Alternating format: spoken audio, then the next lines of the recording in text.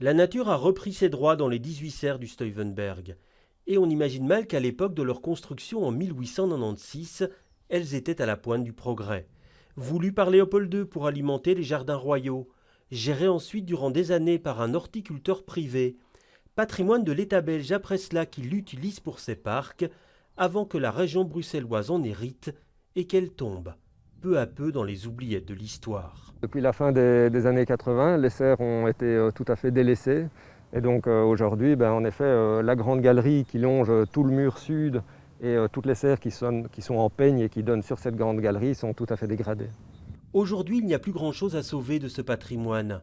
Tout va donc être démonté. L'ancienne orangerie et la grande galerie seront reconstruites à l'identique. Des serres, on gardera les soubassements en briques et en pierre, et le terrain sera dédié à des cultures potagères. De nouvelles serres à l'architecture contemporaine verront également le jour, avec l'intention de redonner vie à cette partie du site. L'idée, c'est qu'on ait une nouvelle exploitation qui est plutôt orientée publique, donc une exploitation par des groupements de citoyens, par une ASBL, avec un site qui est vraiment tourné vers la visite du public.